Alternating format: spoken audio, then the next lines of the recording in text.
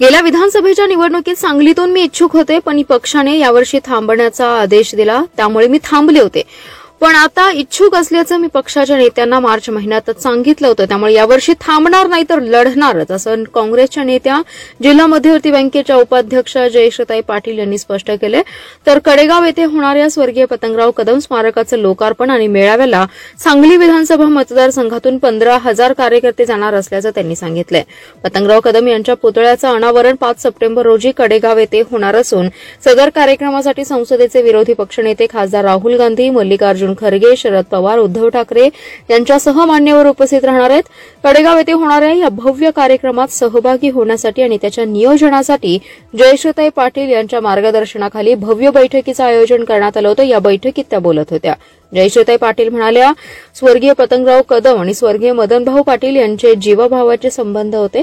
राजकारणात दिलेला शब्द जपला जातो, पण आताच्या राजकारणात शब्द पाळले जात नाहीत.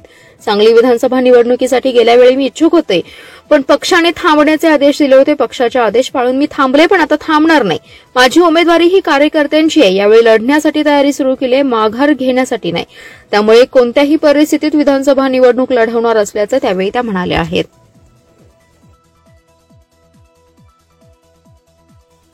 कोल्हापूरमधून वंदे भारत ट्रेन सुरू करण्याची घोषणा झाली. मुहूर्त देखील निघाले, पण अद्याप गाडी सुरू झाली नाही. ही गाडी राहू दे, पण किमान राज्य शासनाने सांगली पुणे शिवाई गाडी तर सुरू करावी, अशी मागणी नागरिक जागृती मंचचे सतीश साखळकर यांनी केली. ते म्हणाले, कोल्हापूरमधील मुंबईला वंदे भारत ट्रेन सुरू होणार होती, त्याची घोषणा देखील झाली होती, अनेक तारखा दिल्या, पण ही गाडी काही सुरू झाली नाही.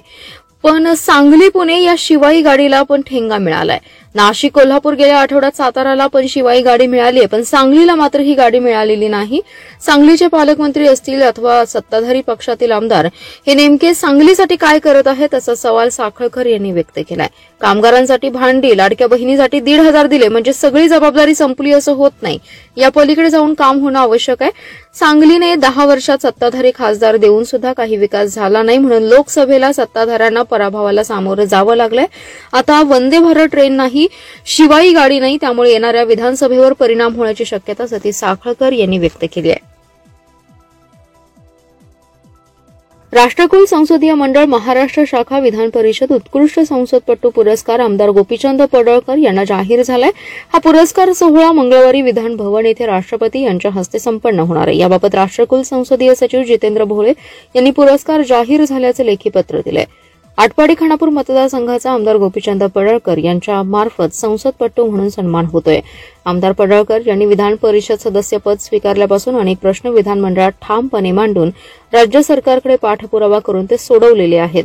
त्याबाबत त्यांचा संसदपटू पुरस्काराने सन्मान होणार आहे. राष्ट्रकुल संसदीय मंडळ महाराष्ट्र शाखेतर्फे महाराष्ट्र विधानमंडळाच्या सदस्यांना सन 2018 ते 19, 2019 ते 20, 2020 ते 21, 2021 ते 2022 आणि 2023 ते 2024 या कालावधीत देण्यात येणाऱ्या उत्कृष्ट संसदपटू आणि उत्कृष्ट भाषण या पुरस्कारासंदर्भात वितरण सोहळा मुंबई येथे होणार आहे. दर 5 वर्षांनी हा पुरस्कार वितरण केलं जातं. यावेळी प्रथम सांगली जिल्ह्यात झरे येथील आमदार गोपीचंद पडळकर यांना हा सन्मान मिळाला. या पुरस्काराने आटपाडी खानापूर मतदारसंघात अभिमान वाटणारा पुरस्कार आहे. हा आमदार पडळकरांना राष्ट्रपतींच्या हस्ते सन्मान होणार आहे. आटपाडी खानापूर मतदारसंघात प्रथम उत्कृष्ट संसदपटू पुरस्कार मिळालाय. आमदार गोपीचंद पडळकर यांच्या भाषणावर पहिल्यापासूनच प्रभुत्व असल्यामुळे सर्वसामान्यांचा आवाज विधान भवनात नेहमीच चर्चेचा विषय बनलाय. आटपाडी शहरात 2 बंगाली कारगीर यांनी सोने चांदी दुकानदाराचे सोने घडवण्यासाठी घेतलेले कोट्यवधी रुपयांचे दागिने घेऊन लंपास झाल्याची घटना घडली असून यामध्ये ज्वेलर्स धारकांची फसवणूक झाल्याचं शनिवारी उघडकीस आलंय. याबाबत आटपाडी पोलीस ठाण्यात तक्रार दाखल करण्यात आली आहे.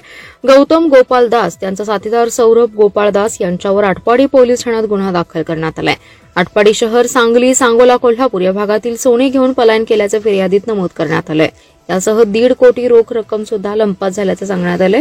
आटपाडी शहरात सोने घडवण्याचं काम बंगाली कारागिरांकडे दिलं जातं. याबाबत अनेक वेळा त्यांच्याकडून फसवणूक झाल्याचं निष्पन्न झालंय.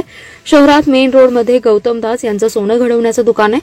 भारत जवळे आणि अन्य सोने चांदी दुकानदारांनी त्यांच्याकडे सोने घडवण्यासाठी दिले होते. 24 ऑगस्टला सर्वांनी सोने घडवण्यासाठी कारागीर गौतम दासकडे सोने दिले होते. मात्र गौतम दास आणि सौरभ दास यांनी 35 किलो सोने घेऊन लंपास झाल्याचं निष्पन्न झाल्यावर आटपाडी पोलीस ठाण्यात तक्रार दाखल करण्यात आली आहे.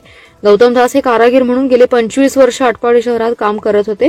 विश्वासू कारागीर असल्यामुळे जुने सोने देऊन नवीन सोने करण्यासाठी त्यांच्याकडे आटपाडी सोन्या चांदीचे दुकानदार व्यवहार करत होते. मात्र त्यांनी 35 किलो सोने घेऊन पलायन केलेलं आहे. याबाबत आटपाडी पोलीस ठाण्यात तक्रार नोंद करण्यात आली आहे.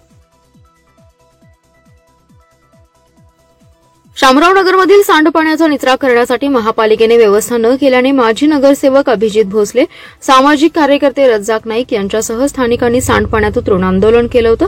या आंदोलनाची दखल महापालिका प्रशासनाने घेतली असून त्यांनी तातडीने या परिसरातील पाण्याच्या निचऱ्यासाठी क्रॉसलाईन टाकण्यास सुरुवात केली आहे. त्यामुळे भोसले आणि नाईक यांच्या आंदोलनाला यश आलंय. शामरावनगर परिसरात नालेसफाई झाली नसल्यामुळे पावसाच्या पाण्याचा निचरा झाला नाही.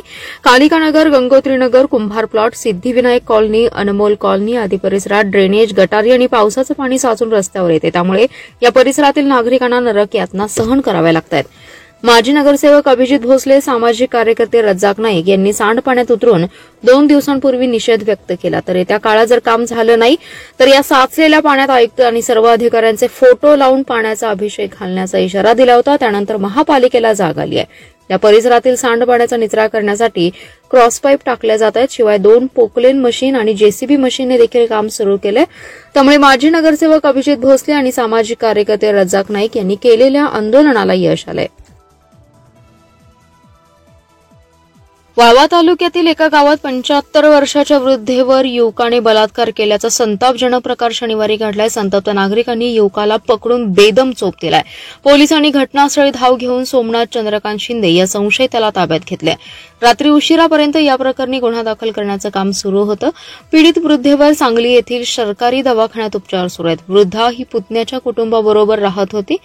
सोमनाथ याचे वृद्धेच्या घरात येणं जाणं होतं. शनिवारी तिच्या घरातील इतर लोक बाहेर गेले होते. वृद्धा घरात एकटीच होती.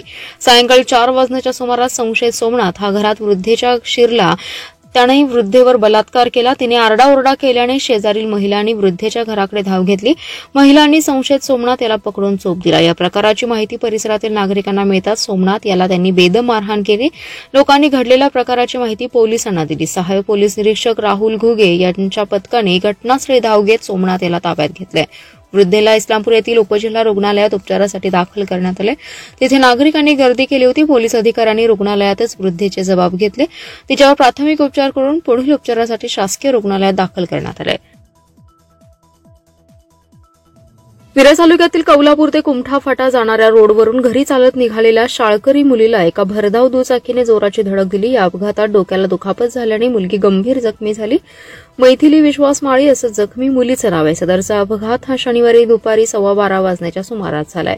या प्रकरणी सौ सविता विश्वास माळी यांनी सांगली ग्रामीण पोलीस ठाण्यात फिर्याद दिली आहे. जखमी मैथिली माळी ही आपल्या कुटुंबियांसह मिरज तालुक्यातील कौलापूर गावातील सिद्धेश्वर मंगल कार्यालयाजवळ राहते. शनिवारी दुपारी 12:15 वाजण्याच्या सुमारास मैथिली आणि तिची बहीण या कुमठे फाटा ते कौलापूर जाणाऱ्या मार्गावरून चालत निघाल्या होत्या. सिद्धेश्वर मंगल कार्यालयाजवळ दोघी आले असता पाठीमागून भरधाव वेगात एक अज्ञात व्यक्ती दुचाकी घेऊन आला. त्या मोटारसायकलने मैथिलीला पाठीमागून जोराची धडक दिली. या अपघातात मैथिलीच्या पायाला, हाताला आणि डोक्याला मार लागून ती बेशुद्ध पडली. अपघातानंतर दुचाकी स्वाराने कोणतीही मदत न करता तिथून पळ काढला. गंभीर जखमी झालेल्या मैथिलीला तातडीने उपचारासाठी दाखल करण्यात आलं. या प्रकरणी मैथिलीची आई सविता माळी यांनी सांगली ग्रामीण पोलीस ठाण्यात फिर्याद दिली असून त्यांच्या फिर्यादीवरून पोलिसांनी अज्ञात दुचाकी स्वाराविरोधात गुन्हा दाखल केलाय.